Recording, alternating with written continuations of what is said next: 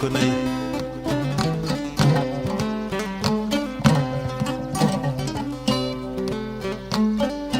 hana pollam we bali e hamma adgaina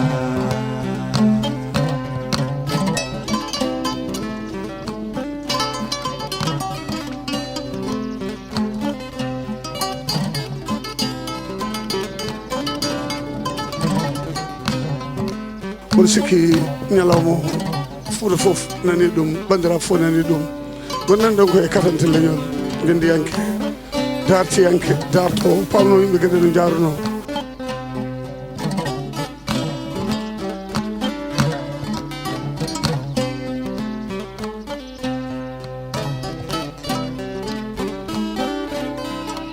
le santo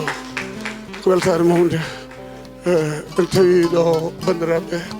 ko weltare mawde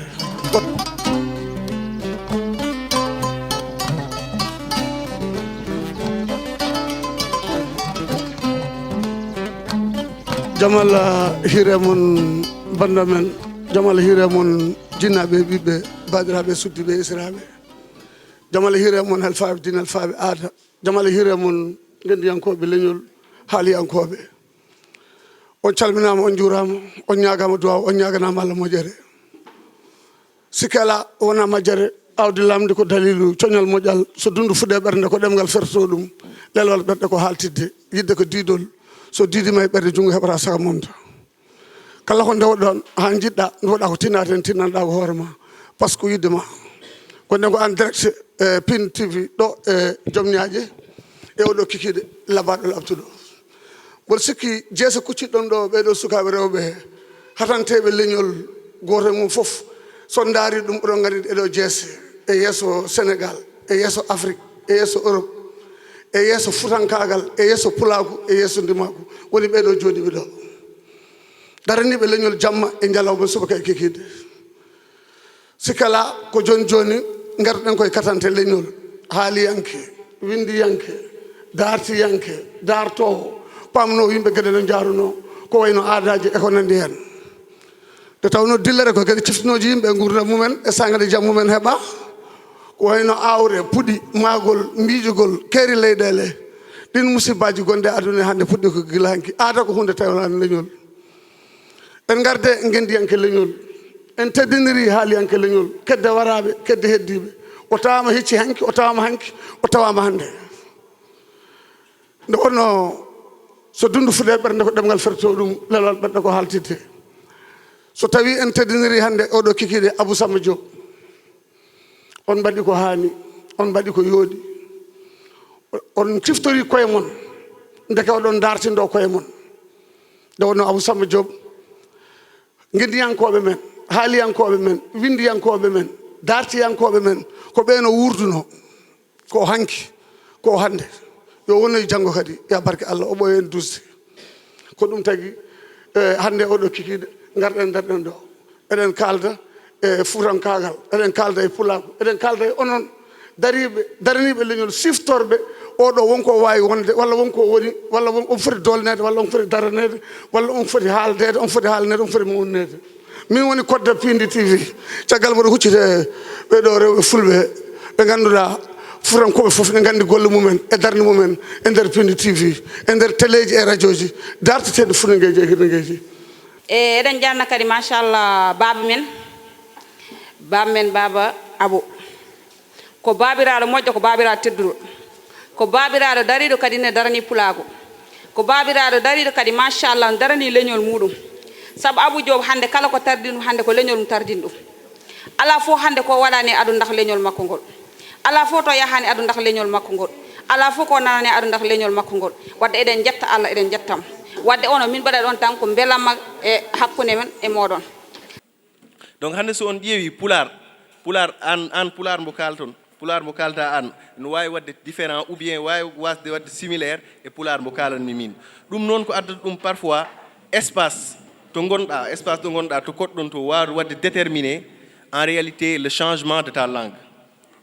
C'est-à-dire aujourd'hui quand tu résides avec des Mandingues, parfois nous avons tendance à utiliser ces langues-là jusqu'à ce qu'il impacte négativement, et maintenant à travers les générations qui vont venir, si aussi aujourd'hui vous voyez bien, même dans nos langues, il y a des mots qui sont en train de disparaître. Et c'est pour cela qu'il y a des vieux qui parlent parfois, quand ils parlent, on a du mal à les saisir. Maintenant, dans le côté de l'éducation, comme on est dans un cadre universitaire, la diversité culturelle qu'il y a dans la société d'abord et ce que le Pulaar représente dans cette diversité culturelle. Nous sommes dans une université, il y a les Wolof, les Sérères, les Mandek, etc. Il y a toutes autres sortes de cultures. Maintenant, moi la question que je vais poser selon moi dans ce panel serait été comment le Pulaar pouvait exister face à toutes ces, face à toutes ces autres langues. Parce qu'aujourd'hui, on est en train de voir aujourd'hui, dans même l'emblème, des cultures Pulaar, c'est-à-dire les Peuls du Fouladou, les Peuls du Fouta, etc. Donc dans cet emblème-là, il y a un problème de rendre des points communs. Et ces points communs-là, si on ne les rend pas, mais beaucoup vont migrer vers d'autres langues. Et quand ils migrent vers d'autres langues, parce que la langue, Senghor l'avait dit, et beaucoup de penseurs, Cheikh Anta Diop, qui ont écrit sur Nation, Nègre et Culture, qu'est-ce qu'ils ont dit? C'est la langue qui détermine l'identité d'une personne. Soit oui, Pulaar.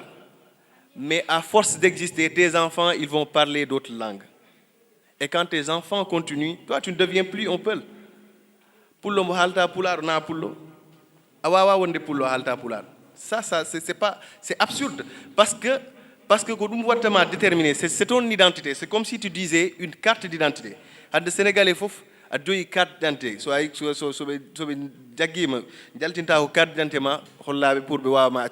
pour déterminer que tu es un Sénégalais. Mais quand tu ne comprends pas la langue Pulaar, mais tu n'es pas Peul. Maintenant, ces personnes qui ont des racines Peul, qui ne comprennent pas la langue Pulaar, il faut les récupérer. Il faut les récupérer et les intégrer. D'où l'objectif de MEF. Dans les membres des MEF, il y a beaucoup de personnes qui ne comprennent pas le Pulaar. Et il y a beaucoup de personnes qui comprennent, mais qui ont que des notions, comme mine.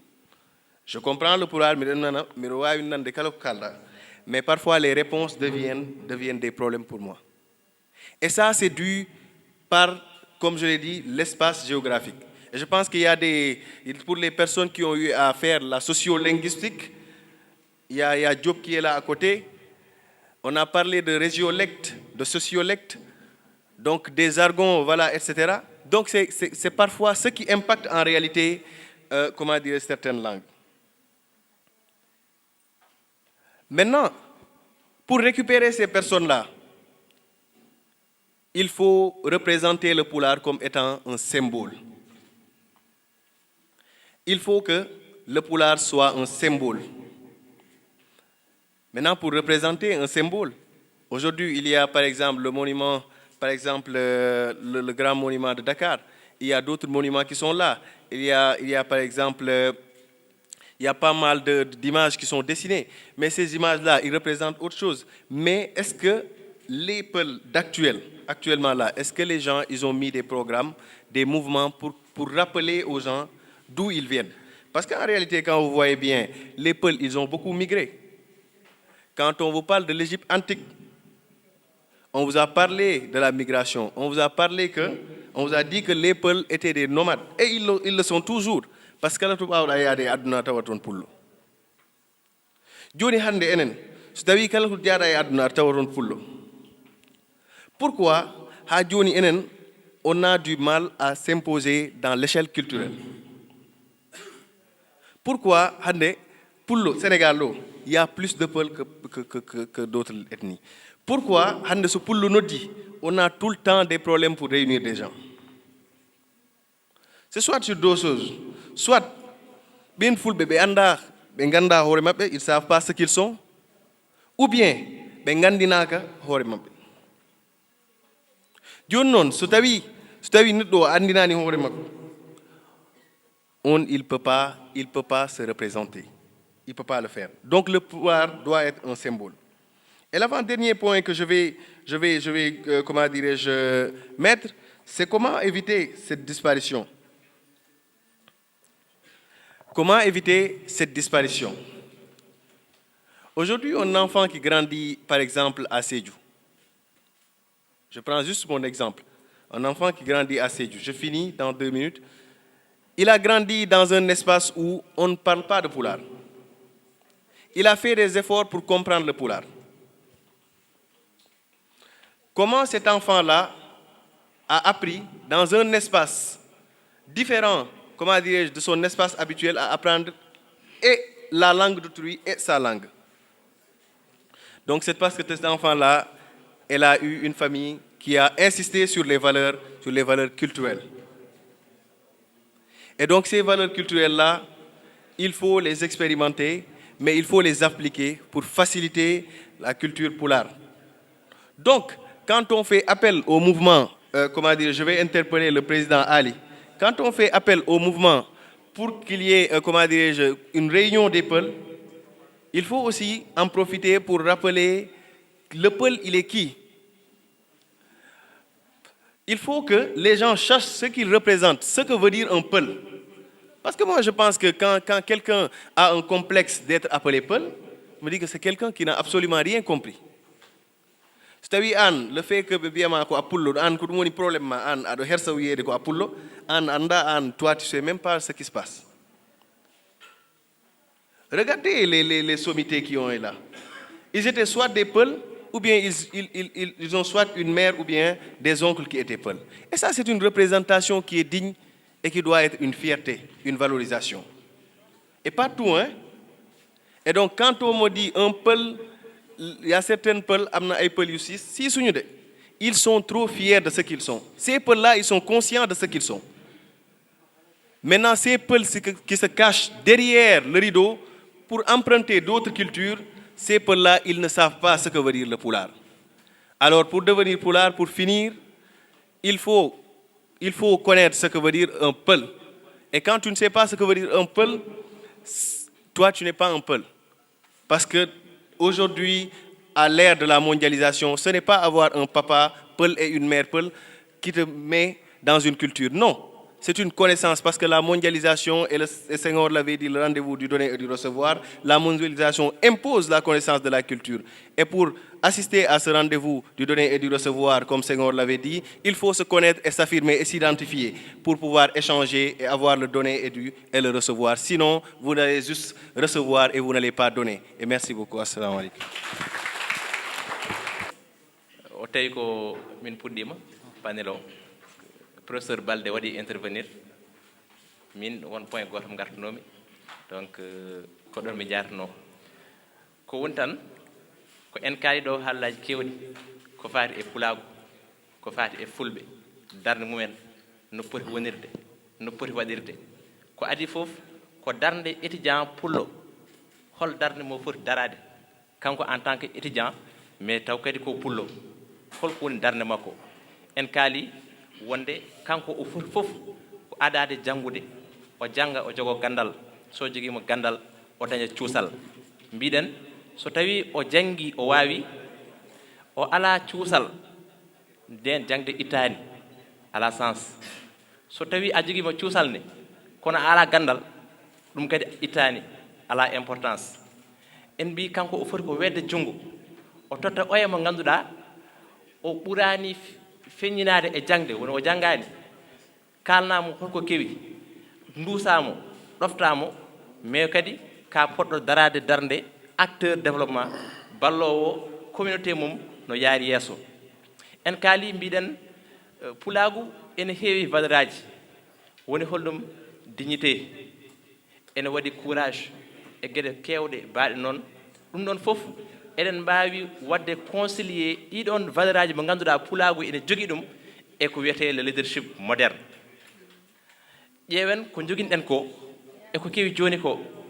holno mbaɗirten ɗum arime ha mbawen naftorade ɗum janggo le dernier intervenant joni o ari ko haali koko si en keɗima en paami pulaagu joguiɗen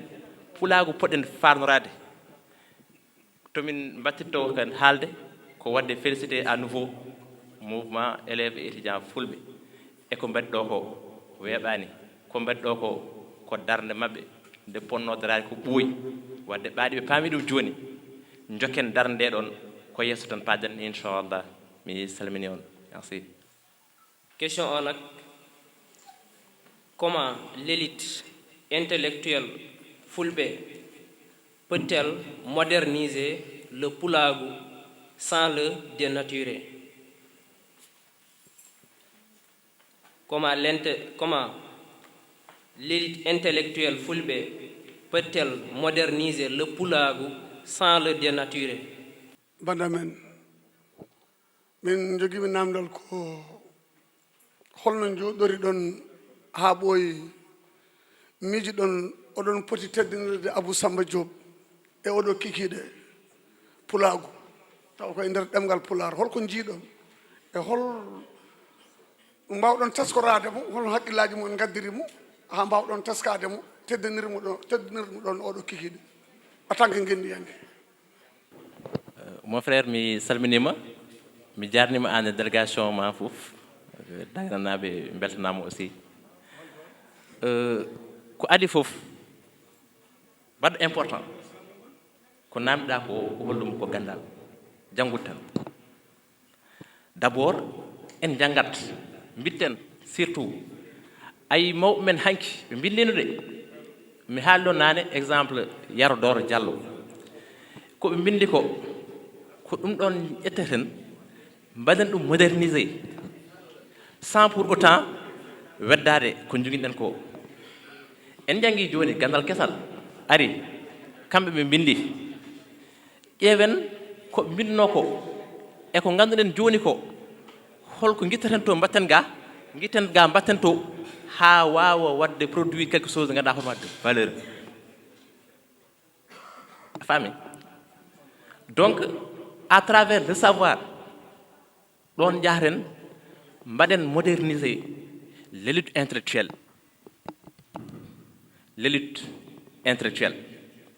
ganden mbaɗen promouvoir nos langues ɗemgal men ngal mbasen accude ɗum de no colon o ari nde no yiɗi wadde en colonisé haw jeye en de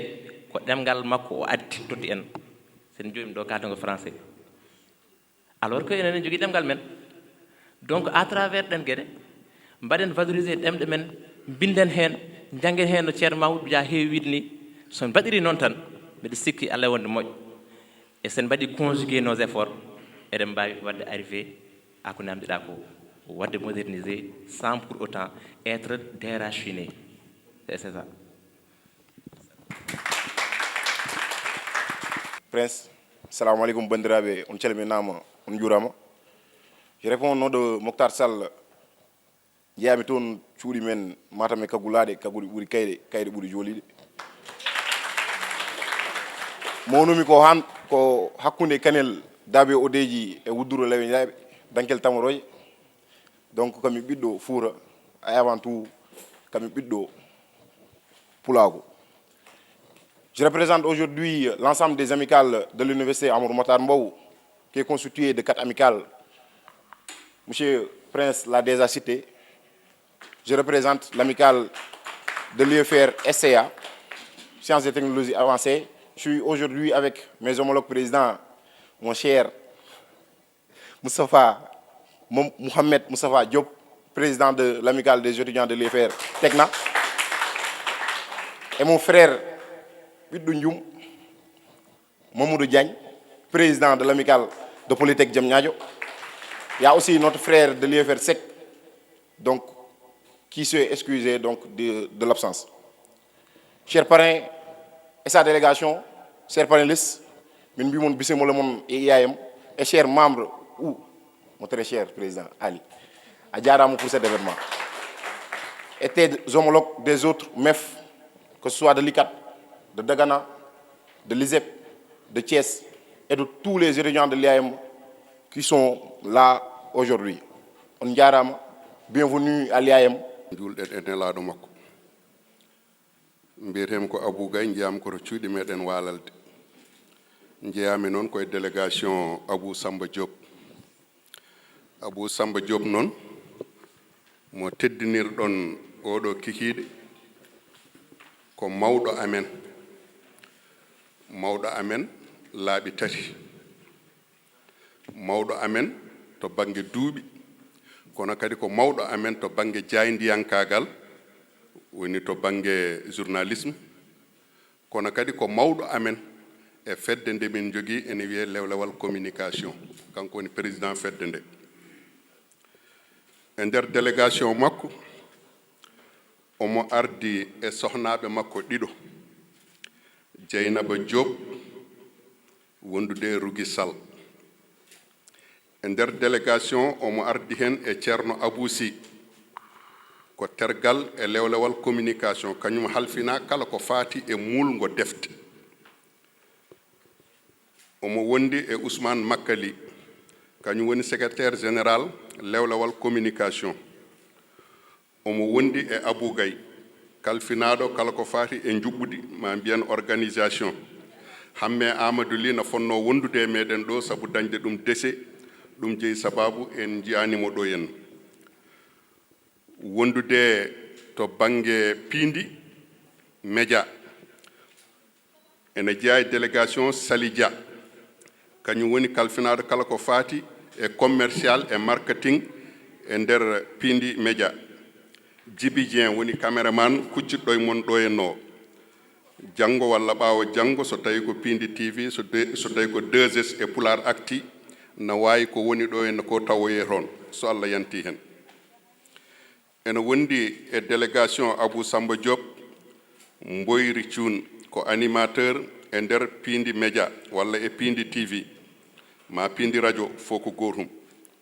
Wondude musidɗo makko biyeteɗo Amadou Ndiaye ko toon to tareji to henna. Wondude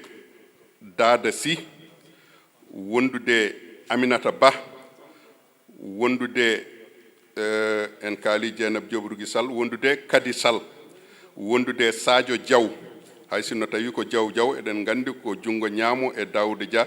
gonnoɗo questeur à l'Assemblée nationale. Omo wondi e délégation Mamadou Gorel mo ganduɗa hoorema Mamadou Gorel Ndiaye, kañumne ko bandum Daouda Dia jeeya ko e délégation. So jii ɓeeɗo ene limte sertiri hono ndani ko hakkunde Abou Diop e Daouda Dia no sifori ni en. Wondude Djibi Dieng en kaali, Sali Dia en kaali, kono noon kadi e délégation ene woni hen Djeeba Sow, onne ko animatrice. Wondude Ali Fall, kañum halfina kala ko faati e technique e nder piindi média. Wondude Diary Ndiaye, kañumne ko animatrice e Salamata Gueye. Ɓeeɗo so tawi mi juumani ngoni délégation gonduɗo e Abou Samba Diop. E min ngari notade on, notade e inde Abou Samba Diop, notade e inde MEF, sabu min wonde ɓiɓɓe fulɓe. Musidɗo Thiar Saro o wonko haali joni ko faati e golle MEF e darnde muɗum. Ko gonga ene yooɗi kono wonko ɓuri. Holko woni ɗum so tawi mi ruttirima caggal seeɗa mi siftinto on metama on jogo coftal onon arɓe joni ɓe. E 2011-2012 waɗino ɗo fitinaji e nder université e oɗon saha wonno ko dental ICAD e MEF. Caggal laamu Ablaye Wade e cilsirti muɗum université o jiiɓi ha ene wiye année blanche. Lewlewal communication convoque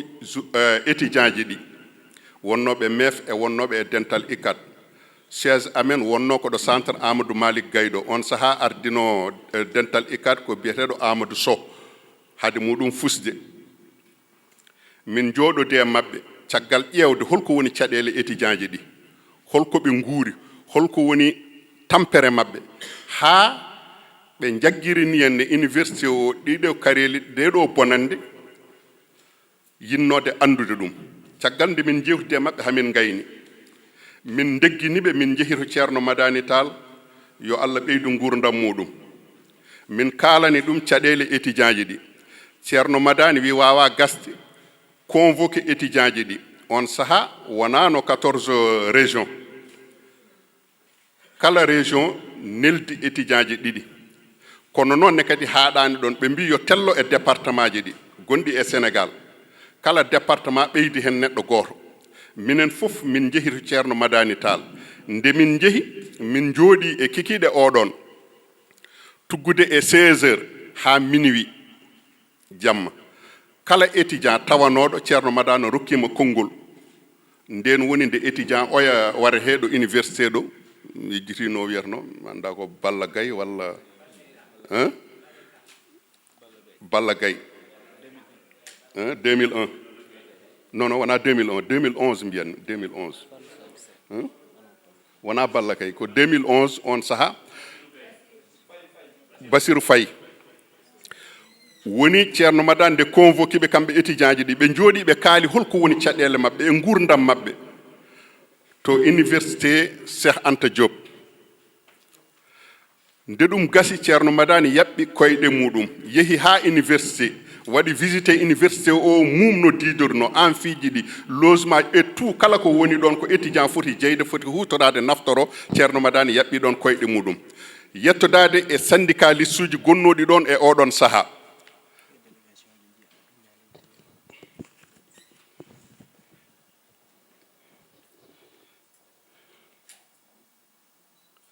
eyyi o wi wonde e délégation na waɗi biyeteɗo Maymouna Dia e ɓi meɗen Mariama Diop mata ko ɓeɗon goni ɓe ndiwnoɗen e délégation caggal nde ceerno madani yindiri e syndicaliste uji ɗi yindiri e étudiant ji ɗi yindiri e professeur uji ɗi ɓe mbi yoɓe ƴeew holko woni solution o ƴeewe ko foti safrede ko safre hay sinno tawi ene jari université o udde hitande ha caɗele ɗe degle ha gasa e oɗon saha médiaji ɗi fof ƴetti goppi ko ceerno madani gollino ko pop ɓe nangti e ceerno madani wi wonde ko yo année blanche wat e wiide onon étudiant ji MEF gollal ngal jogi ɗon oɗo o haali joni ko poɗɗon wadde e nder karalle kese ɗe henna technologie o no ardini darde moɗon e pular téléphone am oɗo henna no waɗi application alkule pular ngoni hen ordinateur am alkule pular ngoni hen oɗon poti wawde hutorade ɗum e nder téléphone aji moɗon e ordinateur uji moɗon Ibrahima Malal Sarr ko ɓiɗɗo cubalel naajo woni koto France gollima e technologie o to banggue ɗemgal pular ha Mozilla Firefox to États-Unis d'Amérique heptinimo woni waɗimo reconnaître ittimo France nayimo États-Unis d'Amérique waɗimo toon décoré e oɗon saha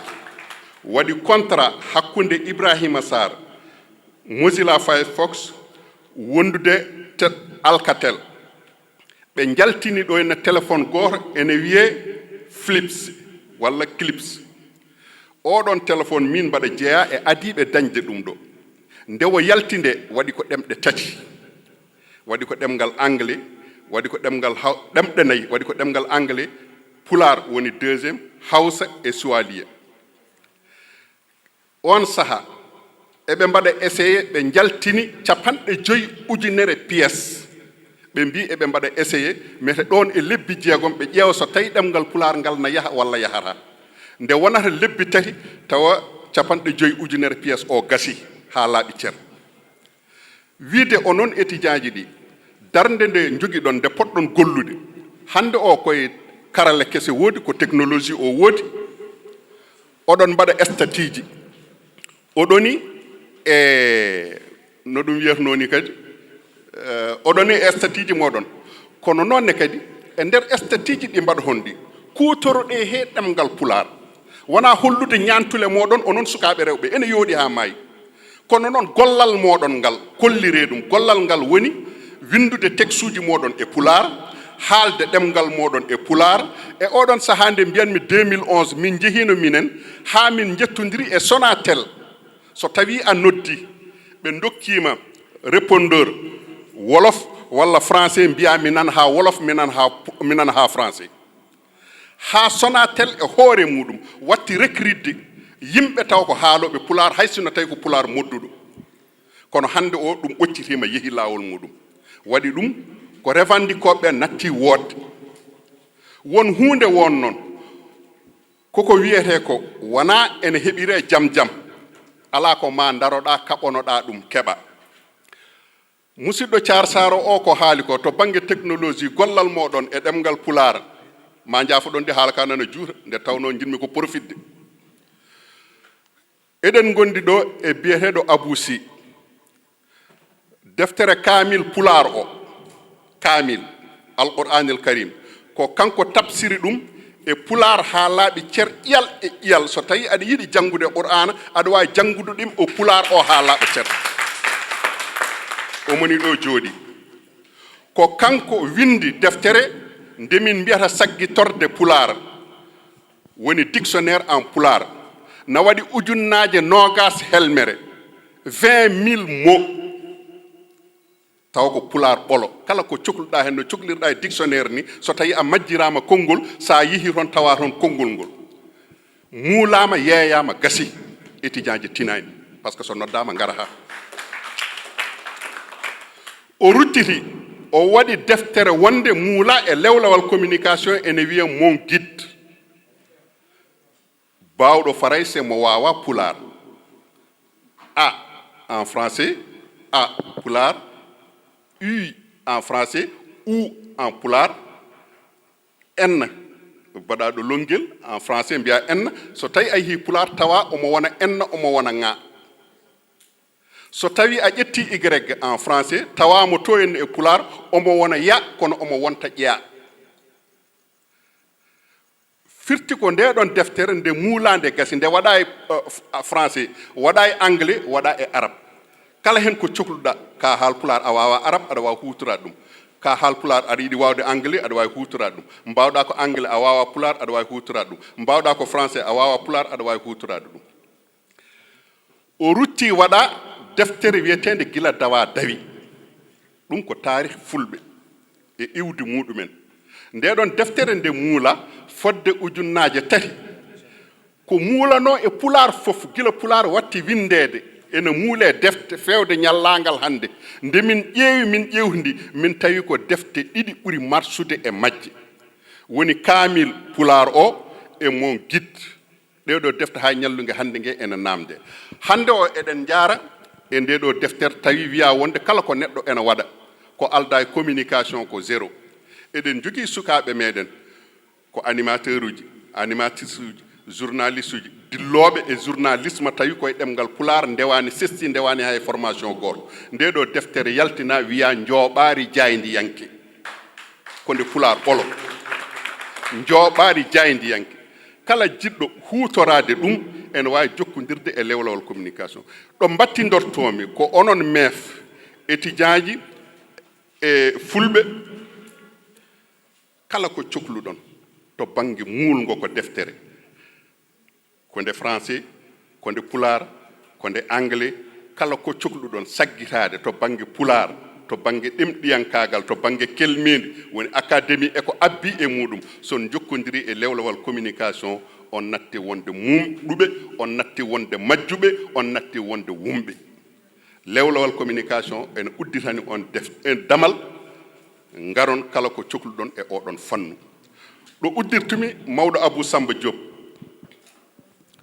wona tan wondemo ɓiɗɗo pullo jibinaɗo Fuuta mawni Fuuta ari e Dakaru tawa fuɗɗima wone gueɗe wona tan ne kadi Abou Samba Diop wonde ɗum tan jaydiyanke no Abou Gaye en jiiɗi wonirde ni en ala ko tarihiyanke ko hewɓe ganda e makko wondemo historien so tawi neɗɗo jooɗima eɗen jogui ɗo Gaye mawɗi nanɗo ko historien ji ha batti noddude Abou Samba Diop hutorade gandal muɗum sababu nde ko andi te wiyeteɓe ko historien yo Allah yurmo yaafo Iba Der Thiam en kono noonne kadi to banggue politicien ji meɗen wonɓe ɗo henna mi yiɗa nadde oɗon domaine ene wonta goɗɗum kono noon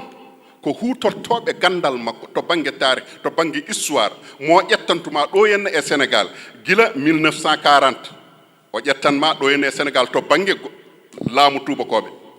ha yetto ɗo yetti ɗo so nanganima Afrique centrale kala hen ɗo ƴetti Afrique de l'Ouest kala hen ɗo ƴetti so tawi on nanganima Europe walla o nanganima Asie kala hen ɗo nangi cikka ko ɗon o ɓuuri wawrude nde kalduɗa e makko fof o wima wonde min mi janggani komo human bindi kono noon ko human bindi daɗɗo joom diplôme aji taw ko doctorat ji soit mo mbaɗɗon o mbaɗa sikki on gandita soit o somi wela mi wiya noon on cuɓimamo mo ni tan kono noon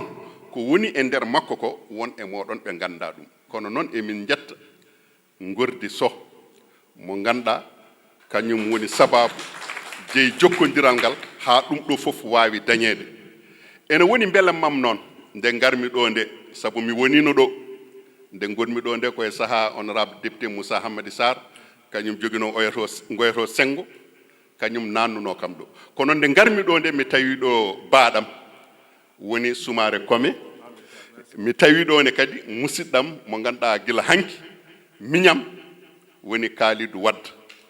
ɗum noon mbaɗa weltoroɓe e tawdeɓe ɗo henna mbaɗa wiya on Allah jarama on jarama jafno haal walla ko sehli makko yano dañi artir han wimo Thiam tubakoɓe nanto na ƴetta yimɓe o wi tubakuya o wi koɓe kalata o wi Farais o wi he min noon mi janggani o wi ala namdaki jangde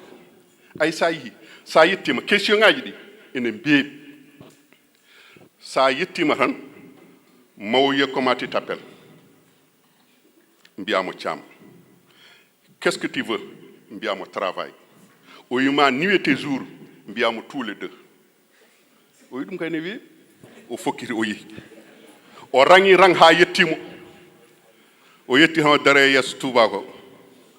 tubako wimo bonjour o wi Thiam o wi comment tu t'appelles o wi travail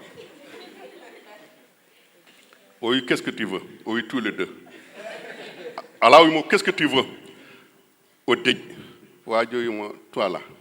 qu'est-ce que tu me prends un salopard ou un imbécile o wi tous les deux tubako denki mo womre o ari omo denki ko ɗon uddirti ɗo jooɗi en mbaɗino installé MEF to Dagana en gummima ha to Dagana mbaɗɗen toon installé MEF kono hande waɗi ummiɓe toon mbaɗi représenté MEF Dagana ɗo IAM délégation ɓe nayi jooɗiɓe fof notre frère Ousmane Aydala linguiste kamɓe mbaɗi représenté MEF Dagana en mbaɗino installé MEF to Linguére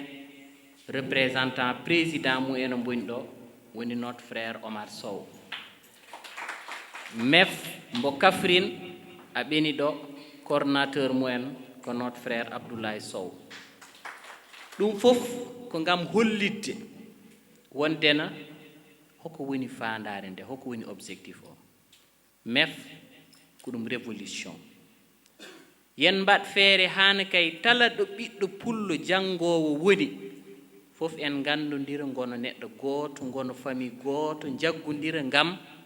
salade yaware leñol ngol yaware noon e kala bangue ko ɗemgal to ko fina tawa to tala bangue tan calaɗen toon yaware walla ɓureede toon ken fuɗɗiɓe noon en gaynani taw heɗen jogui darorde woni Baba Abou eɓe wondi ɓe en jutnata ko noon nde wondo wi'a tuma o no famɗi no feewi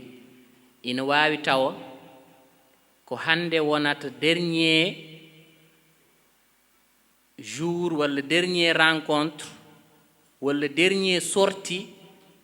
mbo mbaɗanmi en tant que le coordonnateur du mouvement national par ce que ko ɗo haaɗi en mbaɗi université duuɓi 4 en dañi diplôme aji men ɗiɗi dañanɗen haɗani en ligganim pulagu ko ligganteɗen pulagu en tottat miñiɓe men ko heddi talla ko potɗen daro en kaali ɗum pulagu ko ƴiiƴam en mbawa ɗum accu 10 jours au lendemain hayso en jiiɗi en mbawa hayso en mbawi en jiiɗa comme no mbawmi on famanirde ni wadde ñandegol fof enen gondata mbaɗen maintenir o famille mbo yaaro yeeso ƴeewen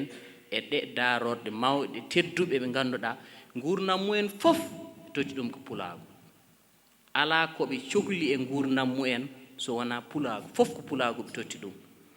donc ɓeeɗo heɓe gonino référence jaafa ɗon je félicite d'avance notre frère Ali kam o baɗɗo organisé oɗo activité miɗo waɗa lancé aussi un défi e jooɗiɓe ɗo ɓe ngannduɗaa janngo e jam mouvement o hotta koye juuɗe mumen ɓeɗo jiknaɓe men tedduɓe ɓe ngari IAM kono ngaddeɓe to université Cheikh Anta Diop Dakar ngaddeɓe toon ngaddeɓe ɓe ngara ɓe ngaddoro gandal ngal ɓe jogii ɓe kolla ngal sukaɓe wonɓe toon par ce que ko anduɓe ko finɓe ko famɓe en keɗima joni lewlewal en puɗɗinoma hen noon golle kewɗe saabu min mbaɗi bibliothèque pular to université to minen ɓe fof hande ina heewi ina famɗi amen arɓe université heɓe mbawi lirde walla heɓe mbawi janggude pular kono hande bibliothèque nan ɗon tala ɓiɗɗo pullo mo ganduɗa haɗa yiiɗi janggu pular haɗa yiiɗi lire tala ko jiɗɗa janggude e pular defte nan ɗon a arat namnoɗa jogoɗa deftere nde balɗe 15 gartira goɗɗo ƴetta ko noon min liggorto application ji biyeteɗi ɗi ina ngoodi ha heewi ina ngoodi ha heewi kono enen heɗen manki yarlitade woni hoɗum application ji pular mbaɗama jiɓɓe pular mbaɗama kono étudiant ji kewɗi hande mbaɗani ɗum faaro hay statut siki heɗen mbaɗa statut kalten ko jolfe feccere men anduɓe kamɓe de no gandi hay so tawi pular ñawɗo mbindanmi mi meeɗa windude jolfe e statut am eyi ɗum noon so ina wiye sono waɗe tan yahat ha ɓooyo paamen ɗum enen fof ɗum wonta quotidien men sabu si tawi ko jolfuɓe nogas walla 13 jolfuɓe liirata statut ma fulɓe temedere ina liira statut ma mbiɗa ala wadde ko jolfuɓe ɓe teddinanmimi woppa fulɓe tan ko an o jeeya e ko warata ko ɗemgal ngal université meeɗa waɗede jeune anerbe au niveau national tawa waɗa ko e pular hikka Allah waɗi min tinnima hamin mbaɗi ɗum toon hana kay teddungal ngal hotno ko Linguère donc waddanno ɗum ko Linguère naaɓe e Kaffrine naaɓe e Kaolack naaɓe e woɓɓe ɓe ganduɗa ko Saint-Louis jeeya kamɓe mbaddatno ɗum e ɗemgal pular ha hooti so ɗum fof ina waɗe nder université so ɓooyi tan yimɓe pinat pahama ko heewi ko majjino ko fuɗɗo yaltude jaafa ɗon mi juutni no feewi ko yinnode tan yo feew oɗo famille yoɗen mbaɗ feere hana kay ɗi duuɓi tati duuɓi nayyi ɗo duuɓi joyi garoji tallo ko dillata e nder Sénégal yo taw mefƴina dilla heen saabu hande siki en mbii le mouvement objectif principal o que réunir l'ensemble de la masse estudiantine peul autour d'une famille unie et soudée pour la défense des intérêts matériels et moraux de la communauté tan gasi tala gadduɗo heen goɗɗum ko wona ɗum noon addi heen ko jeeyaka heen wiyen ndentu gonen neɗɗo gooto tala ko rendi hule herse ittane geɗal tala ko seeri yawe wassalamu aleykum wa rahmatullah tari ɗo hene normalement min jinno ko hawrude conférence o e fof kono mataw Allah ko ni hoddiriri oɗon jarlo min oɗon jaafo min kadi jonde moɗon juuti minenne kadi ne jonde amin juuti e laawol ngol ɗum ɗo fof ko musalluji kono enen fof en ndender muñen e tampere nde sibo ko onon noddi ko onon jeeyi muñal minenne ko minen nodda minen gari notade min muñata tampere nde wadde ko ɗum ɗo woni ko min jinno wiide moɗon ko wona ɗum ko amin mbiya mon mawɗo mo teddinɗon o teddinɗon ko leñol ngol fof so on teddini Abou Samba Diop teddinɗon ko lewlal communication teddinɗon ko kala journaliste teddinɗon ko kala ngendiyanke kala daraniɗo pular amin mbiya mon Allah jarama on jarama ko gueɗel ɗimmel ngel min tawiɗo jewte hanino taw min gariɗo ko ɓooyi min naata e nder jewte jewtade ko faati e darde moɗon e min ganda sujet ji ɓe kalanno wonko ƴettumi hen ko o haali wonko ƴettumi hen ko oɗa haali wawa haalede ganden tan pulaar nde fuɗɗi jangguede nde hedde les années 60 nde ummontede ummori ɗum ko étudiant ji e intellectuel uji meɗen wonno ko wayno Samba Julde Thiam en ko wayno Amadou Malick Gaye en ko wayno Yero Doro Diallo en ko wayno Djigu Tafsir en nde fuɗɗoto nde ko les intellectuels et l'élite intellectuelle peul qui s'est levé pour transcrire la langue pulaar wawa wadde ɗum intégré e nder éducation nde yeehi ha yolde nde woɗɗoyi hedde les années 60 70 74 kamɓe fof mi andaɓe nayu ɓe goppi Yardoro Diallo kam continue hen ha rutti e joomum kono ko heddi ko ko heewi hen wona yatir caggal jokti ɗum tan ko almuɓe sanɗaji e aynaɓe e yimɓe ɓe janggani ko ɓeeɗo jogui pulaar o ɗum waɗi pulaar o dañ caɗele pulaar sen jii yit tolnima ɗo tolni ɗo kadi e migration ngaji meɗen kewɗi goppen nokkuji men garen ga hen kono jangde nde so tawi ande jogori nafde so tawi ande jogori janggo e jaam ɗemgal ngal ne jogori jaaloyade e nder ɗemɗe Afrique fof 24 pays eɗen kaale hen so tawi eɗen poti jogori jaaloyade janggo ngal wono e ɗemgal UNESCO ngal wono e ɗemgal OIA walla gandane oni ala e sago onon no mawɓe ɓe puɗɗorino le intellectuel uji ɗi puɗɗorino ngari hen ni onon ne étudiant ji ɗi kadi garon naton hen tambito ɗon ɗum ene wayno ni ɓe ngari sibo mbiɗa min gaddi ɗo defte mami hollumande kono oɗo o haali e nder yewtere makko o wi kala ɗo gonɗen ken fotɓe hollude ken fulɓe mbasen hollirde hersude enen kam mbere pulaagu seno hollire hollirte ko hinere nde walla ko tengade nde walla ko tuppo ngo walla ko boɗowol ngol walla ko janca ba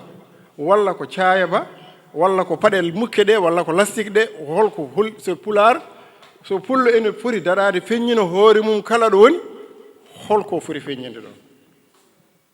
son mbaɗanoma ɗum namdal onon holko wonata jaabol muɗum kay ala haydara foti hollireɗo tan ko ɗemgal ay pullo wona juutde hinere pullo wona boɗowol wona ɓalowol pulaagu ko jikku ma won mo weli ma won mo welani so ɗemgal ene jaaño e aduna ƴañorto ko so leñol ene jaaño ene jaalorto ko ɗemgal seɗe yatirte caggal ko ɗemgal wadde ko ɗemgal poɗɗen darade kolliren onon no gonɗon ɗo hande no poɗɗon ni Allah de ne wawi taw no ɓuuri ɗo kono so tawi tan ko ni poɗɗon e oɗo université min kam kululam heewi so tawi tan ko ni poɗɗon e nder oɗo université mbiɗa jogui kulol mawgol par ce que ko jeunesse e étudiant ji jogui leñol so tawi tan ko ni poɗɗon oɗo école no e mawnude ɗe salejo no mbawi mawnude ni ɗi ɗo tan ɗeɗo salejo no mbawi mawnude ko jiimi ko puɗɗimi ɗi tan fayi ko tawi tan ko ni poɗɗon min mbiɗa huuli sibo kuldeɗen e leñol ngol kuldeɗen e ndiɗo leydi walla kala leydi gonɗen mbiyeten ko kamɓe ɓuuri janggude kamɓe ɓuuri ɗum ninde kamɓe ɓuuri jogade jawdi so tawi ko enen ɓuuri janggude tawi ni poɗɗon on kewani oɗo université ɗum noon wadde en hulɓini Allah ne wawi taw on ɓuuri ɗo hewde taw wonɓe garani ha heewi ewo poɗɗen hollirde ko ɗemgal ngal mbasen hollirde wona gueɗe goɗɗe mbiɗon yo application ngaji mbaɗe yo hunde fof d' accord yo application ngaji mbaɗe pulaar noon hoto coynoɗe ɗum cikkon koye fuɗɗade yaretede pulaar diwtiɗo nokkam oɗo kees walla poɗodiren oɗo kees o ar kees o yaara pulaar diwti ngare ha mbaɗen application ngare ha janggen walla ngare ha binden so tawi oɗon jiiɗi ummanade ɗemgal ngal e wadde pelle moɗon ɗeɗo ɗe mbaɗoton ɗe on tinnoto kontinon e janggude garon tawton no mawɓe fuɗɗorinoɓe adan ɓe mbino moɗon ko l'élite intellectuel pulaar kañum adino windude pulaar yeehi ha ɓooyi faiblesse waɗi joni ko intellectuel en garti ay ndeɗo deftere binduɗo mo wiyete ko Hammady Dia nde winda ko e ndogu foyni ko affaire astronomie ndeɗo deftere windi ɗum ko beereɗo Hammady Dia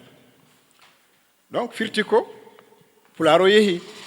ndeɗo deftere ko météo windi ɗum ko Baba Locol biyeteɗo Amar Abdalle Wele o waɗi ma won 20 o waɗi ma won duuɓi capanɗe tati hakkude Russie e ɗo e Afrique ko hen liggoro koye météo no woni o waɗi hen firti ko ɗum ɗo hen ndeɗo deftere ko lewlal communication addani moɗon ɗeɗo defte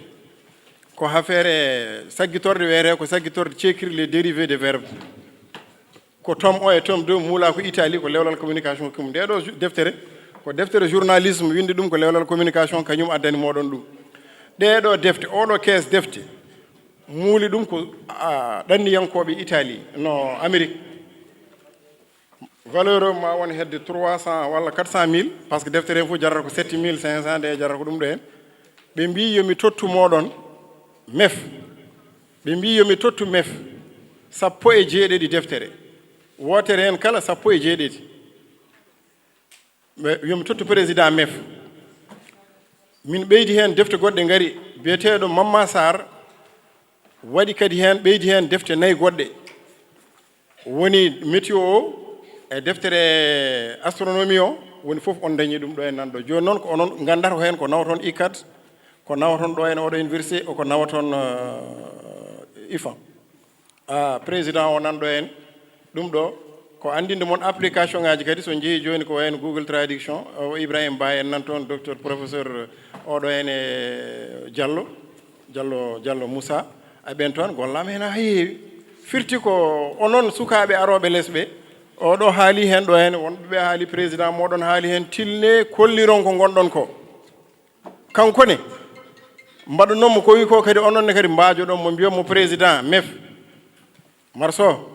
ko an wonno président ji woɓɓe hewɓe ndewi ɗo taw ko darantoɓe pulaar ende goni université ne liggono ɗum guila won cuwa arde walla guila won cuwa jibinede kono amin teski hen gueɗel gotel soɓe jeehi ha ɓe keeɓi wonde ministére uji walla directeur uji ɓe goppi pulaar ɗo mbiɗa ƴetti retraite hankkadi en wawi ko ngol ɗo woni la dernière fois o noon holto won dernière fois tan gasi ha laaɓi ala aɗa wawi wasi tawterede kono koyo daraniɗa ɗo ɗemgal ngal ko ligganiɗa ɗo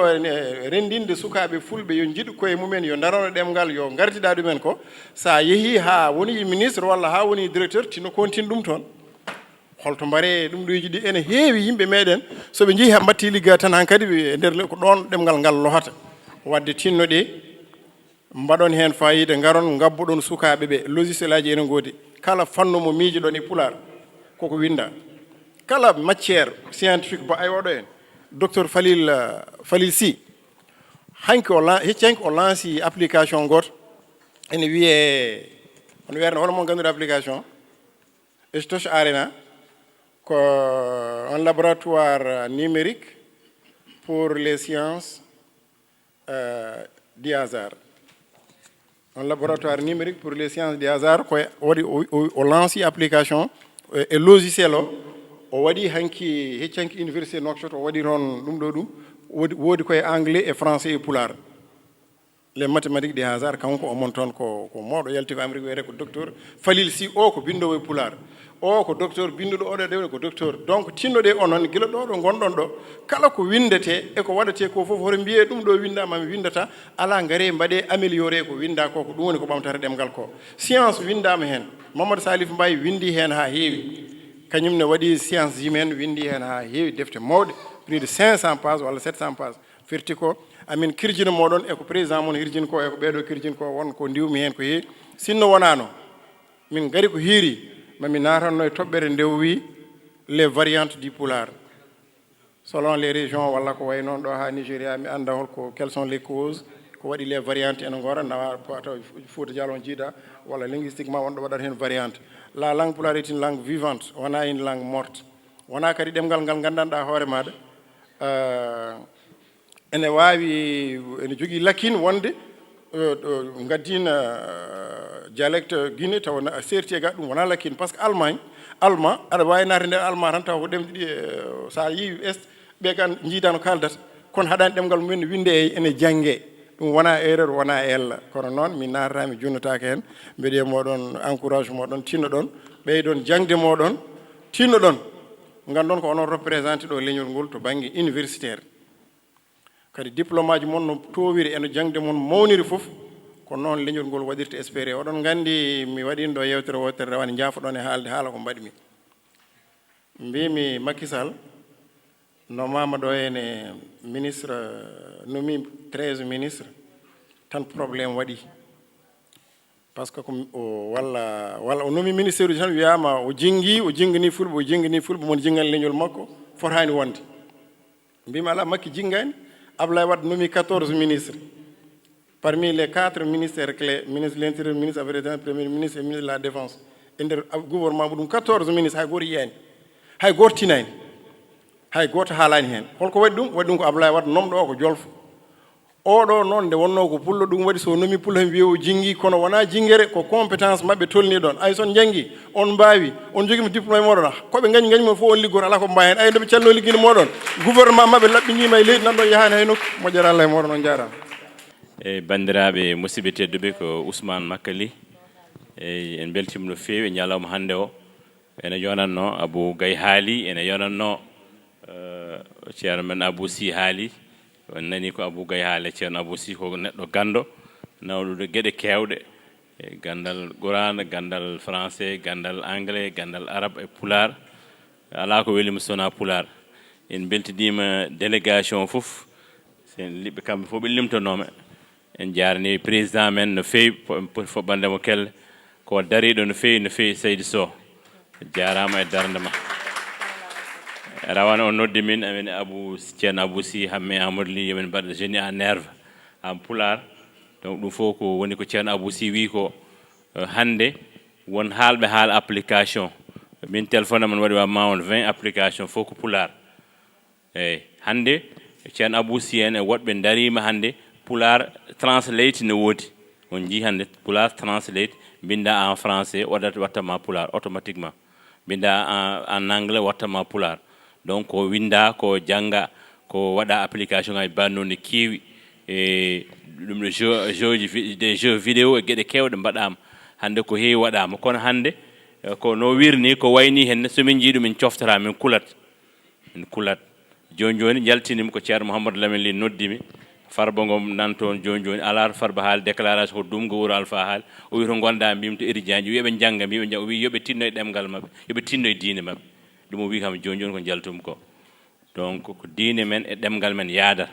ɗemgal men ɓeyɗen darade hen en jii Abou Samba Diop so welama o wi o natani pular o natani école nde o ari ɗo nde kono minen fof ko wawi Abou Diop so haalanma géopolitique hande sin noon mbino yo wat noon walla kanko ceerno Abou Sy yo mbaɗa noon conférence ko fati crise gonɗo Mali o walla crise gonɗo Moyen-Orient ɓe mbaɗa noon développé en jii émission ngaji andu so andi donc neɗɗo ko volonté étudiant ko volonté minen guila min gari université minen mbaɗi créé ASFO min woni adi wonde premier secrétaire général de l'ASFO min mbi alay sago ko yimɓe daro holko mbawɗen waɗande four chaque année jahana cafroya min tawi ɗon OPELP no woodi OPELP maayi nde mouvement dental ICAD nde ɓe dañi crise rawane goto no avant Saydou ara haade pelɗe peccade nde ko min noddiɓe galle nden mbaɗon président godal min kalde mabɓe oyo ko Thilogne Nagne oyo ko Basikki fo to balde min kalde mabɓe professeur Nalla Kane en min Yaagoba Diallo en goppe yo goto woppan goɗɗo o nden ɓe goppi goɗɗo o oyo woni président onon wonɓe ɗo ɓe aussi wonde président ko haydara woni wonde neɗɗo ka no jibo leydi ka yo Allah yurmo ɗum yaafo kala ministère mo woni sone waɗe remaniement goto fof wiyata ken ƴetta ministère o par ce que kala ɗo woni o liggor ha waɗa fayida donc wadde fayida nde e indema yaltata nde ko gonɗa fof ayi ɓe ko attaquant ji en jii défenseur waɗama ballon d'or en jii gardien waɗama ballon d'or wona wonde attaquant tan taganma wonde ballon d'or donc kala to gonɗon ɓeyɗon darade hande ene muusami mi yiya ko bindoton e WhatsApp ko ça me fait très mal étudiant d'abord bindon e pular wadde accent pular alla accent il faut pas mon pular y a pas d'accent accent aigu accent grave accent circonflexe ɗum wodani kadi mi wawa famde hande mbiyon ko won étudiant fulɓe vous êtes en master hande won jangoɓe ɗo ɗum ɗo hen météo won jangoɓe ɗo chimie won jangoɓe ɗo hen mathématique mécanique e gueɗe mbaɗi noon taw an a wawi windude indema pular correctement application no ceerno Abou Gaye wini les applications iɗi goodi hande onon fof otomin jaltuɗo saalo on mbaɗani téléchargé clavier pular e téléphone mon clavier pular e ordinateur mon kala ne bindi toon pular min sa windi tan min so wela min ko juddu jeeri kam juddu jeeri hen feccere ko Kaolack mawnumi donc wona ɗum wona handicap no ceerno Abou ni wadde tengade c'est bien beau ko identité mais c'est pas ça comprendre la langue mais yidde langue o par ce que enen nde pinɗe nde holmen danɗo anglais wona langue enseignement Sénégal mande gara 6e mona nde mbaɗa anglais donc a wawa anglais haydara a janngu ɗum mbawɗa donc ɗemgal fof a janngat mbawa il faut onon étudiant ji ɗi c'est impardonnable oɗon binda yoga e gueɗe mbaɗa kajja mbaɗa ka mbaɗa ji andani ko binda ene min ça me fait très mal o certaines fautes il faut calloɗon ɗum hande application ceerno abouɗi waɗɗi application grammaire pular application do speaking pular application ngaji fof nani hen ha sa yehi youtube ceerno abou sy hamme amadou ly enen mbaɗa des cours en langue pular en ɗum ɗo kadi aɗa ko hawni hen des étudiants ummiɓe Guinée ummiɓe Sierra Leone ene kaala pular ceerno abou sy oɗo waɗi ɓe encadré tene heewi donc jiya hande wonɓe département men heewɓe hen won fuɗɗiɓe ni e professeur Cheikh Sako eɗen jetta ɗum fuɗɗiɓe ene mbaɗa soutenir e gueɗe men sa wiyama Samba Guelagueji walla wiyama Cheikh Oumar walla gueɗe kewɗe ene poti ruttade wadde soutenir sirno yimɓe men anduɓe men sernaɓe men fina tawa men donc jaafoɗon temps o gasi ene heewi juuti mi yiɗa noon ni haalde hen ko yidde wi tan yon ɓeydo tinnade yon ɓeydo tindade no feewi neɗɗo kala ko mbawɗa waw ɗemgal ma kala ko mbawɗa andu to gummiɗa no wirni andu to gummiɗa andu to jeeyɗa hay sa woni ko mbawɗa wonde foof ata jogo complexe ɗemgal ma ata jogo comme diine ma c'est important Allah jarama on jarama jaafuɗon liɓe conscience e koye men donc ndenten gonen neɗɗo goto nawen pularta hay goto nawani pulago donc holmo totten konngol ko baɗɗo ko yimɓe mbaɗani wi ko yimɓe mbiyani saabu wona ko jibina fof waɗe kalalde sika yi neɗɗo ƴetta teddina yimɓe fof ina golla ɗum towi ɗum jekkit ɗum ha dow tawta ko wonko waɗe ko woɓɓe ɓe mbaɗani donc mbetten konngol ko parrain men neɗɗo tedduɗo gendiyanke daraniɗo pulagu biiɗo wurde taw wona pulagu hay hunde jarani saabu parrain men mbeɗa wowi ɗum heɗade depuis hombo woni RTS guila émission ngaji mum ɓooyi mais à chaque fois sa heeɗima émission ji mum ɗi waɗata gandal ngal ƴettata hen a andat carrément oko katante leñol ko daraniɗo leñol ko gendiyanke leñol enen leñol pular en mankani gendiyankoɓe de haydara en mankani mais mankuɗen ko rentude mawɗo Abou Samba Diop baba men jignaɗo men mawni men kaw men konngol e yeeso ma almuɓe janngoɓe duɗal Amadou Mokhtar Mbow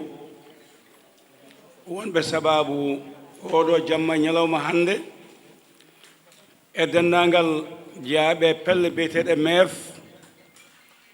woni diɗɗe bandiraɓe janngoɓe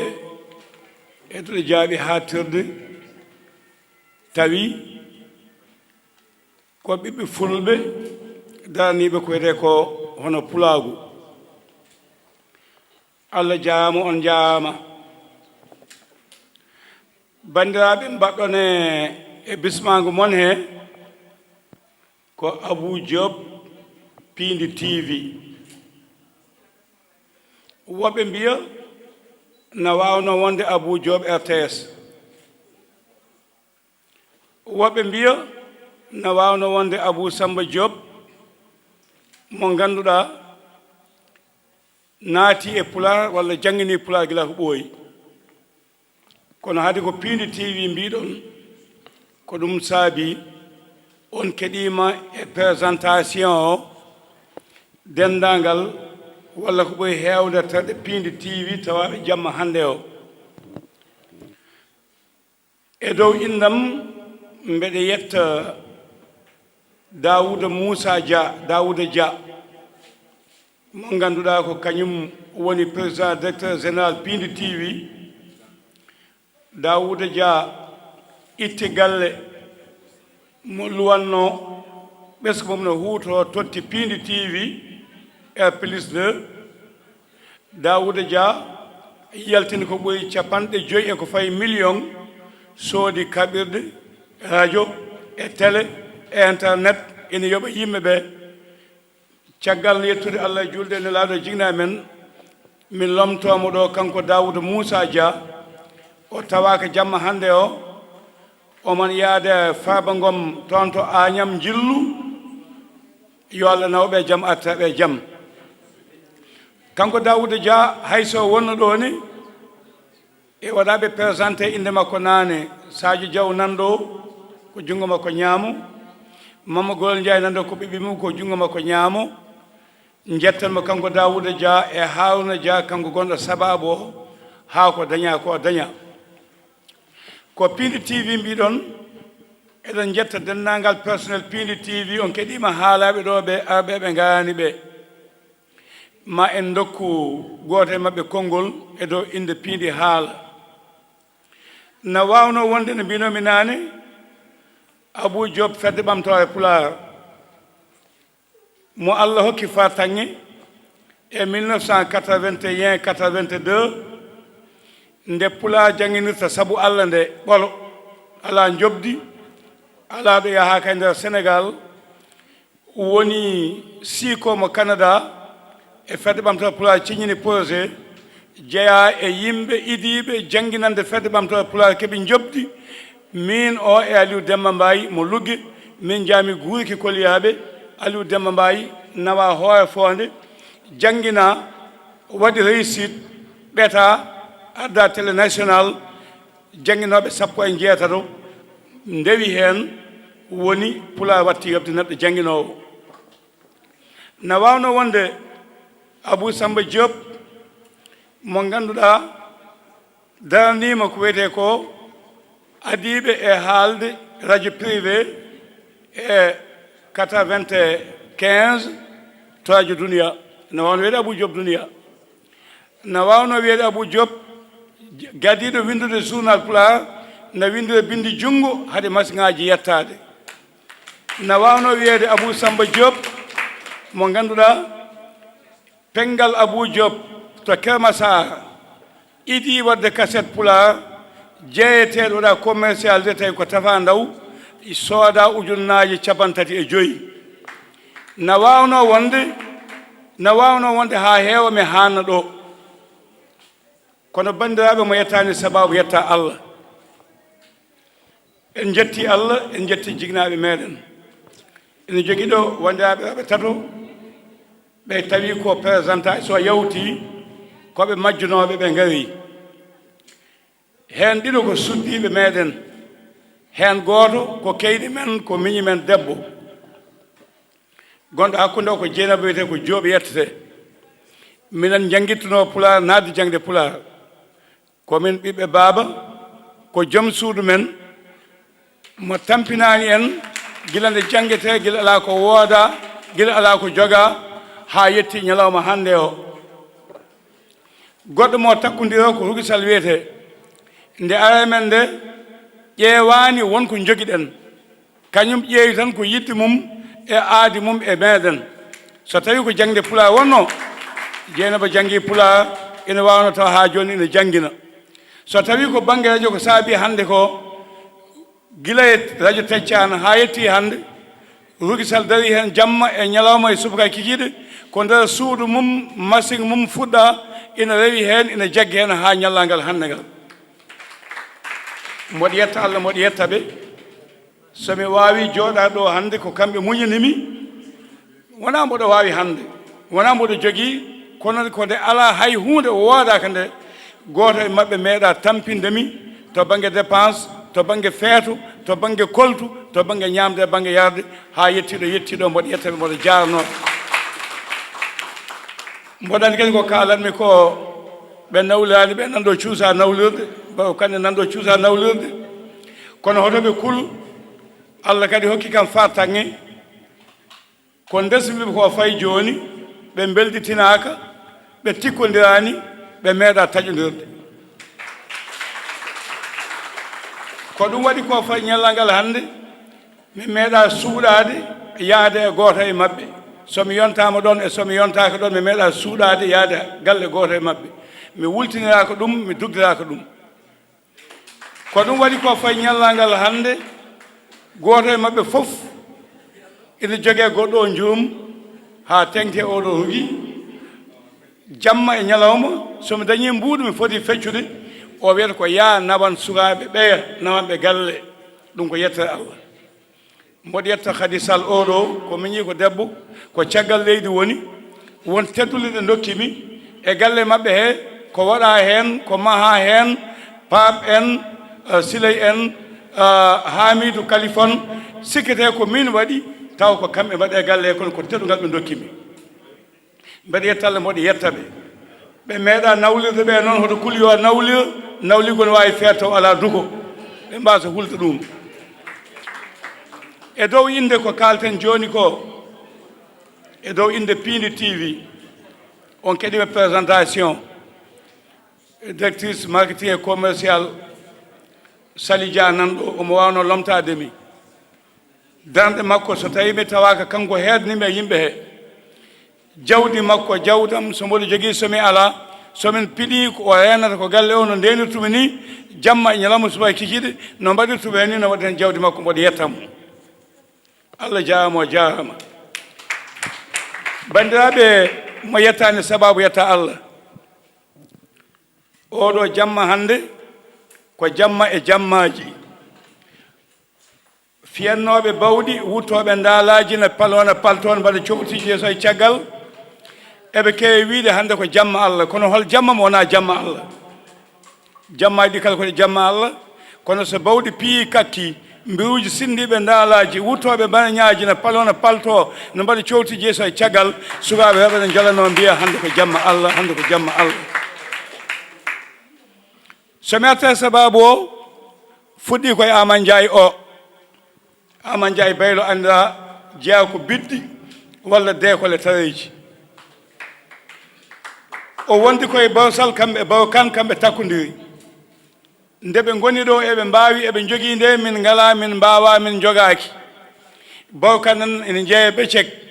ina goni yontaɓe galle bamum en ɗo kanko mbayla makko no wuuri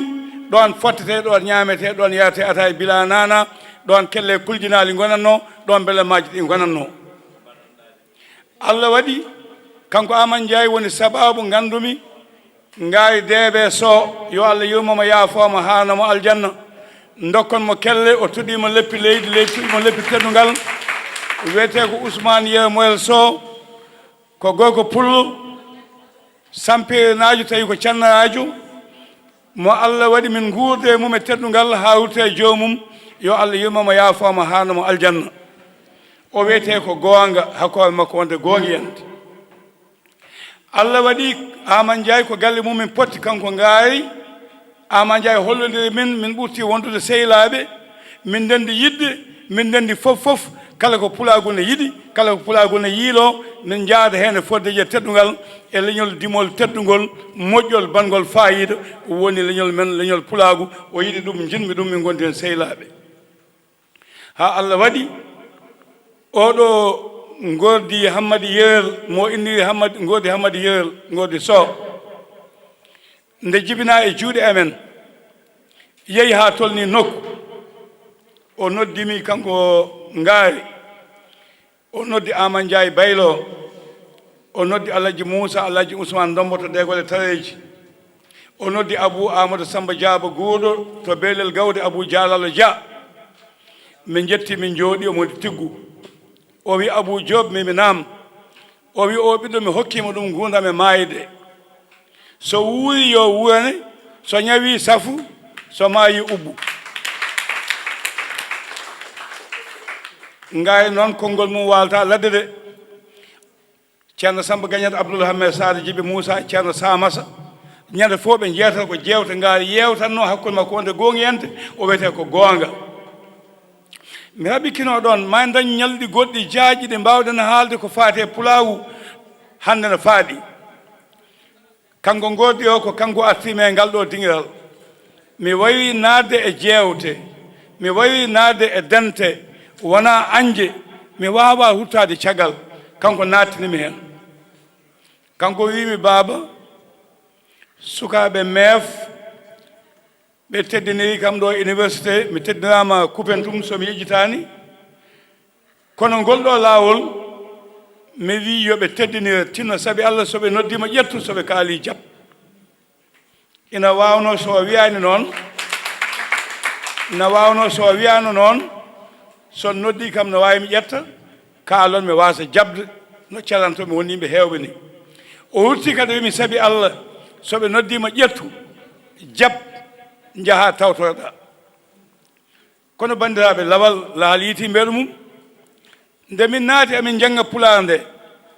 wonno saɗende amen ko dañde waaɓe mon onon jannguɓe fayse humpitiɓe bindi gummotoɗi nanone paye ñaamo jogoɓe wonde janngo président de la république jogoɓe wonde jaagorde jogoɓe wonde ambassade uji jogoɓe wonde pc aji jogoɓe wonde directeur uji onon ɓe Allah loowi gandal wawɓe lomtade ɗumen mbawa jooɗade nden kala komin ligguey Pulaar so yeehi suudu sarɗiji bonne ha laaɓa so yeehi laamu bonne ha laaɓa so tawi leñol ala jooɗaniɓe ɗum ɗo fewjete ɗo ɗo taƴete yawta ɗo ala ko mbawɗen liggade hay hunde min ligganoma hamin maayi kono yahani hay nokku onon goto e moon ina wawi sarde ko waɗa ɗo ko e ñalama goto e waktu goto leƴƴi ɗi kala jiiya fulɓe paama nafto o wona nafoore leñol janggo minen min mbawano ɗum wadde jikke fayi koye moon onon ɓe onon ɗum wiyeteɓe meef janggoɓe fayse wonɓe duɗe jaaɓi ha tirde ɓeyde tinnare ko wona ɗum ko en kaali joni piindi tv nde Daouda Dia waɗi ɗum nde wi ko mawnam jinmi ko kala ko pulaagu ina gollo gilay pine men gilay aadaji men mi yi aɗa haala sifa dewle men aɗa haala pembi men ko wiyete ko leno parlant woni inde kaaloje Hammadi Samba Demba Yawa Paate mi yi aɗa haala ko wiyete ko pembi kaaloji ko mbiyeten koye farce la coiffure parlante sa yi suka gooko ganda holno yettete ganda yumma kon yette taw ko geeji ɗi e tolli ɗi suka debbo ganda beele ko ɗannoraɗo beele ko mbombi beele ko jibinɗo beele ko jiiɗo ello jaafoɗon jappere mawde ha tokosere o wi ko ɗum jinmi pulaagu ngu e teddungal ngal e ganni ɗi e coftal ɓallingal e kakurteje kaldeteɗe ɗe hakkude boome e surgaji e lewlew deminare sa gande kolli beeli mbeɓani ɗum jinmi yo yaltine télé he mi namnaki hay mbuɗu mi yamnaki hay mbuɗu ina wele min hande haalde e dow ɗum ɗon sen gatte lewɗal communication on dañi ballidiɗo jaadiɗo bawɗo wallude on lewɗal communication wonɓe hen ɓe sen mbi joni Abou Sy oɗo mo Abou Gaye haali caggal yerdore Mamadou Ƴawne Ngalu yerdore Diallo ko windi ko hande hay goto windani ɗum e Pulaar he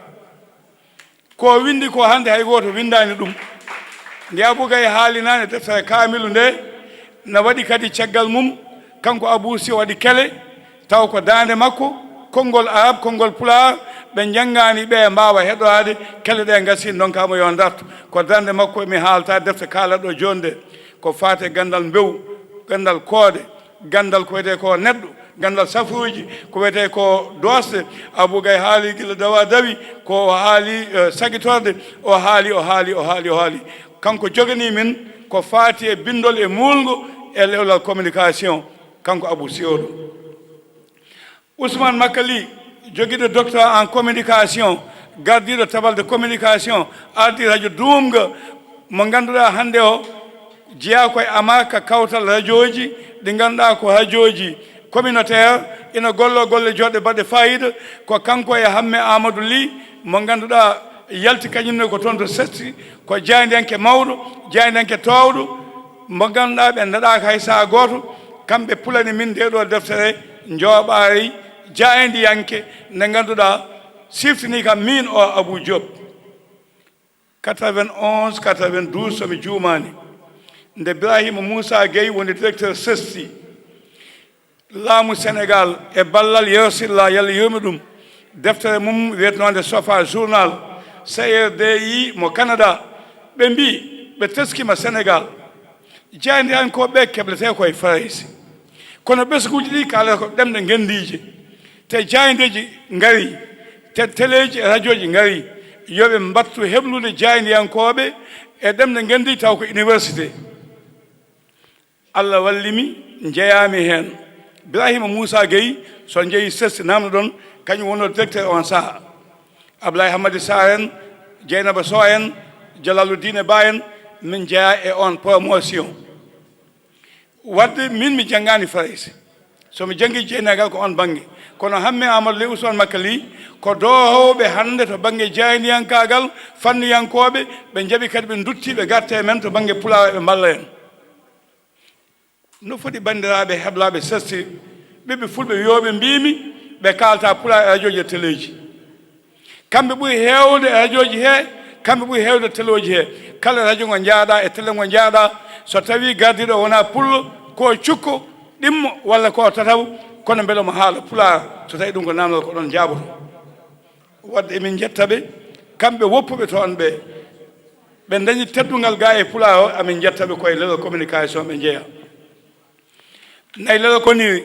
jamma e ñalawma subaka e kikiɗe jeccitude ma on jimin somin jettima min ji on ken yaadoɓe mi hokka Sali Dia e dow inde Pindi TV e Pindi Média o yettina konngol ngol. Salamu aleykum wa rahmatullah. Aleyhi wa sallam. En jetti jinnaɓe meɗen no feewi noon kono kadi en jetti dendagal bandiraɓe fulɓe. Hande noon wallahi ko belamma mawɗo kono mawɓe meɗen ɓeɗo ɓe joɗoɗen potani haalde deftinen hen konngol nde wonno ken goto e almuɓe mabɓe ko goto kadi e fuɗɗotoɓe walla yiɗɓe koɓe mbaɗata ko nde wonno hande so tawi a wiyama aɗa haala e pulaagu ko hunde sattude emin eto haalde kono kadi emin ƴeewa rewde e rewande mabɓe nde wonno hande so tawi on teddiniri hono mawɗo Abou Samba Diop on mbaɗi ko foti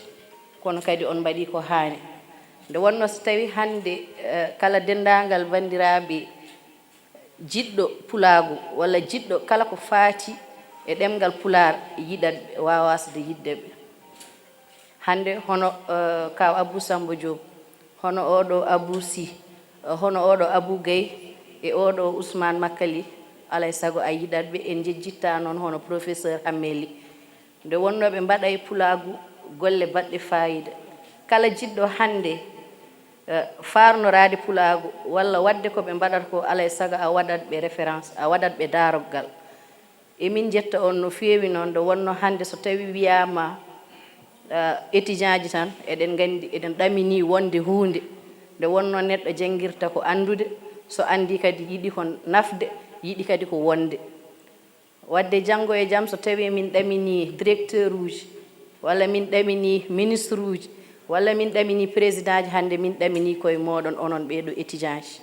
nde wonno so ɓe mbi sa janggani a windata sa windani kadi a wawata min jetti on no feewi kono min jetti président IAM wonno hande no wonani en belammo no feewi sabu ko ɓimen so tawi hande ɓimen ardimo hunde ina waɗa en belemma nde wonno yiide ɓiye ne ardi hunde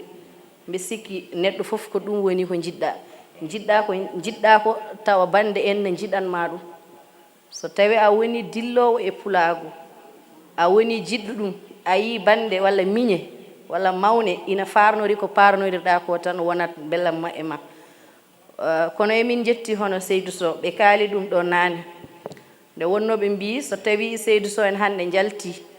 janggo e jaam ina ɗamini wonde cadre uji mawɗi mbasa toppitade ɗemɗe mumen min mbiyanmi ko Seydou Sow ko yakare sabu golle ɗe jiyanmi aɗa andi hande weeɓani wonde étudiant kala pulaar celluɗo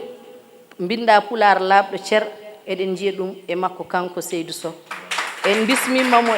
e jewte men ko ɓuri hen heewde e jewte men eɗen bismomo sahaji nde MEF waɗata programme uji kono ɗen jiya e makko pulaagu nde wonno so tawi wiyama pullo sohlani ɓornade wutte walla waɗa cosande heptine ko pullo so darima tan ina foti heptinede ɗon e ɗon wiye oɗo de ko pullo hay so haalani pulaar wadde wonani en belemma ardude hande e yaadude hono mawɗo meɗen Abou Samba Diop dusde ɗum duusen kadi e dendagal suddiɓe makko hono Dieynaba Diop wondude Rugisal kono kadi en jetti sababu no feewi hono Sali Dia ko hen garanmi ko denɗiraɗo jiɗɗo ñebbe noon kono alay sago en calminanmo en juurimom nde wonno hande so saabima en jooɗimo ɗo Allah e makko ina hen wadde en jettimo no feewi en jettima kadi dendagal ɓe arduɗen emin mbiya on yon tinno nde wonno hande so tawi on tinnima tan janggo yakare ina woodi so tawi on darima on kaali ɗemgal ngal nde wonno wiyama wona ɓornade nde woni farnorade pulaago. hande en ji e tiktok aji ɗi en ji e réseau ji ɗi kala jaltuɗo adda son uji pular waɗa adda koltu pular waɗa kono kadi ɗemgal ngal haalde ɗum de ko ɗum woni ko sellinta ɗum sellinta kadi haala ka kadi ko wawde windude pular laaɓɗo cer wadde enen fof gila e dow hooram mbaɗa wasi o kala jiɗɗo pulaago farnori ɗum yo rutto e duɗe ɗe e jangga nde wonno hanki duɗe ne gonno kono hande ɗen ɗon duɗe natti wodde no wawi taw won hen keddiɗe ni kono duɗe maayi eɗen poti ruttitade e duɗe ɗe janggen pular binden jangguinen kadi sukaɓe men ha tengti e rewɓe ɓe nde wonno hande debbo ko an woni joom ɓesgu ko an jibinta alay saago kaala pular kalna kadi ɓesgu maɗa pular so tawi en tinnima hen tan mbaɗa sikki ko jiɗɗen ko en daña ɗum jaafoɗon noon e konngol ngol fottiɗo hono bammen abou sambo diop ko waɗi e leñol ko liggini leñol ngol fof donc sa wi ara haala e makko tan so renaki kadi aɗa wawi wasde haalde mais ma en gueto hen seeɗa par ce que jammo kadi ina woodi ko gandanɗa kadi ina foti waɗede jamma e woni concert goto onon fof majjade ko 16 heures yimɓe mbino mais ne wawi wonde tan ko contrainte o ou bien hande laaɓi ɗi belani yaade ko ɗum wanno noon avant tout ko yettude tan fare men par ce que woppude haaju mum fof ara hay ɗo e université amadou mohtar mo wona ko weeɓi kono min jettima min jaarima kadi e délégation ma min jii machallah délégation ma ne waɗi riche min salminiɓe goto goto fof inde mum e yettode mum somi yawɗi ɗon kadi mi salminat président mef national seydou sow par ce que enen fof en jii ko waɗi e leñole par ce que hande so yi ha université fof mo jaara hande ina waɗi mef ou bien hande département fof mo jaara ne waɗi mef je pense que c'est lui parce que il mérite du respect hande min somi yi ha mi dañi cuusal arde ha e université amadou mohtar mbow waɗɗe ɗo mef mais ɗum muusino nag no feewi par ce que ndemin ndemirta nde wonno ko 2 personnes en noddere hande o réunion 2 ara 3 personnes ara mais min mbi min gaccata no wonno nago hare musne nago wonno e nder université hare musne wonno mais joni alhamdulillah joni mi jii ha min goni hedde 800 membres je pense bien hande heeɓe koko jeehi weekend walla ko wonnoɓe ne jogui examen ɗum haari hande salo kadi ko noon yaari quoi joni min ko mbiyanmi tan leñol en mbawa dañde ko wayno hono Elhaji Omar Foutiyou Tall ceerno Souleymane Baal almami kanen fof abou sambo diop en ahmed amadou ly en enen mbawi limɗude gonen ɗo limen ha janggo donc ko message mo lançanmi tan ko enen jeunesse fulɓe wonɓe université je wona yaade université tan wiide min mi yeehi université tan min nattat wadde ko fulɓe mbaɗatno ala université aɗa wawi janngude kanta ko gonɗa ko mbaɗen ɗum valorisé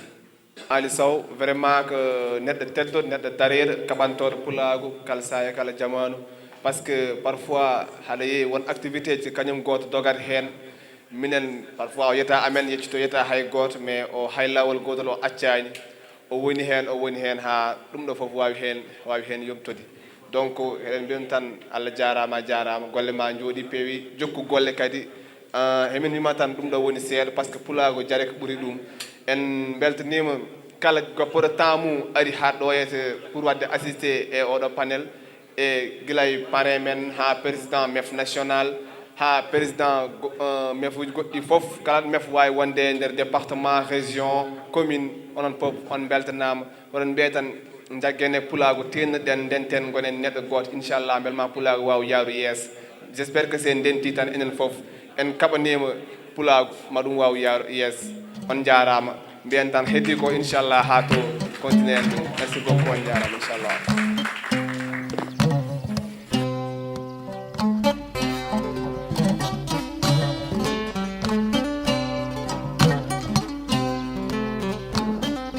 Hamadi Gainago, Hamadi Gainago.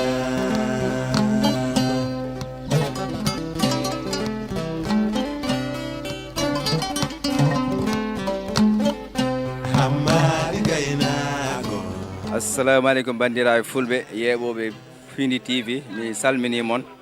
min notoɗomi ko Ali Sow ko min woni horejo mofmo université Amadou Mahtar Mbow hande komin bannoɓe organisé ñalɗe final 48 heures ɗo e nder université Amadou Mahtar Mbow pare men wonno ko bam men kaw men ene mbawi wiide ko foof men Abou Sambo Diop machallah o ari o arde délégation makko min gari conférence o waɗi panel o waɗi yimɓe fof jewɗi hen machallah e ɗum nde mami jogo hen weltare no fewi arde hen par ce que min mbi ko leadership des étudiants fulɓe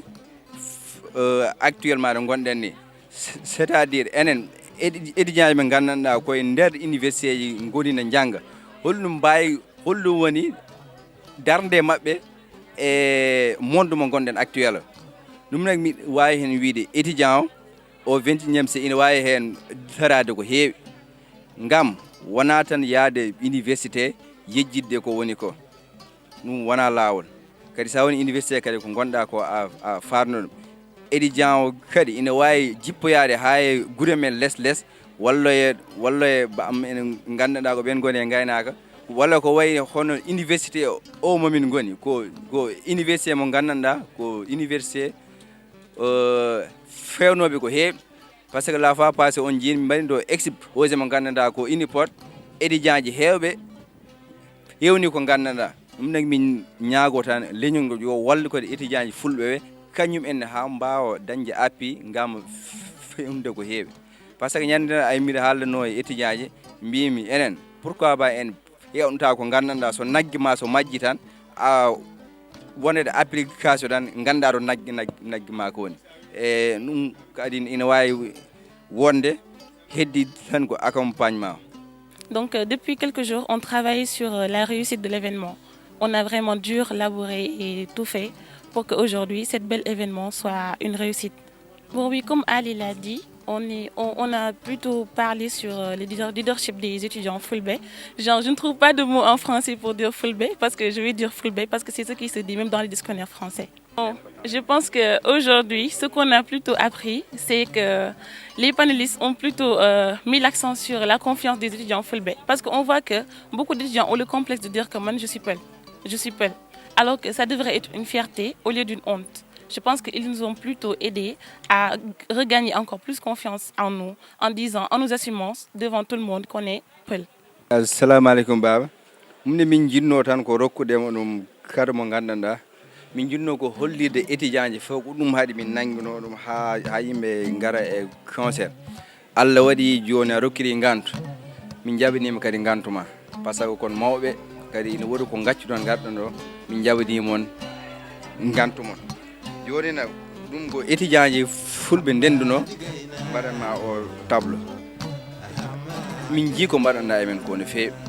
par ce que hande leydi no wayni ittude teddungal potngal ni mbaɗa ɗum e étudiant ji min jettimi hen no feewi ɗum hande no mbino étudiant ji foof mbaɗanama o tableau.